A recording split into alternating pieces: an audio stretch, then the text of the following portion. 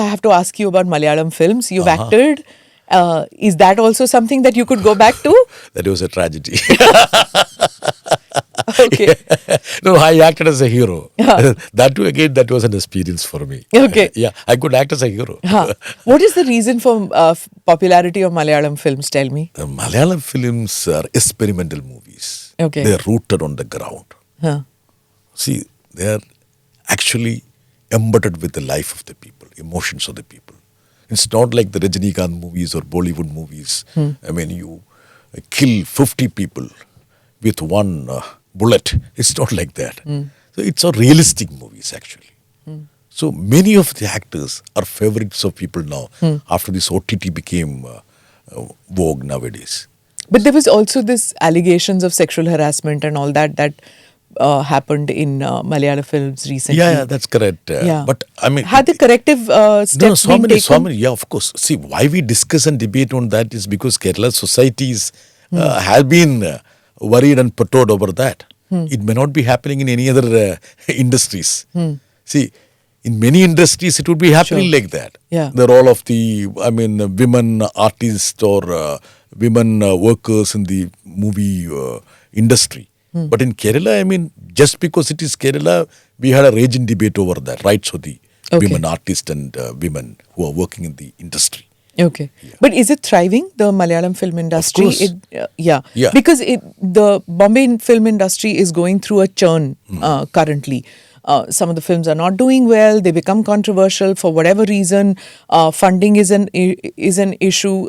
In fact, Jaya Bachchan brought it up this time in Parliament also. But you feel that the South film industry, I can't say South because it's not one. But do you feel that kind of downturn which Bombay is currently facing is not faced in the other South Indian film industries? Now the movies have become universal, actually. I can see Mammootty, the superstar of Kerala. He happens to be the chairman of my company also. When he goes to foreign countries, even those foreigners recognize him because they watch Malayalam movies also.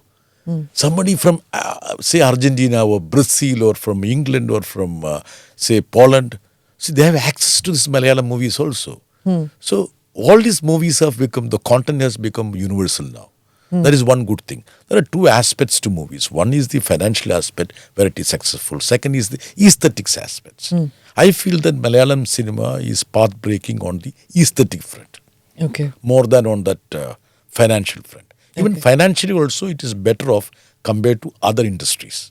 But it's not, we don't produce big ticket movies like Andhra or Telugu or Tamil Nadu or Bollywood. But even the small budget movies are aesthetically good and soothing for the people to understand. So human stories and not so much imagination of science fiction or something like that. Yeah, it's like, there is one scene in a Tamil movie where Rajinikanth smokes a cigar. Idutha Rajini style. And he drops a cigarette.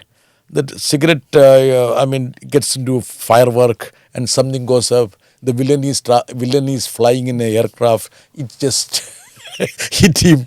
Then the villain comes down. Then the fellow, kicks him up again. So it doesn't happen in Malayalam movies. Malayalam movies doesn't happen at all. It doesn't. Why? You guys are not fun-loving or what? No, we like fun, but we shouldn't be, playing with the sensibilities of the people. People will kick us away.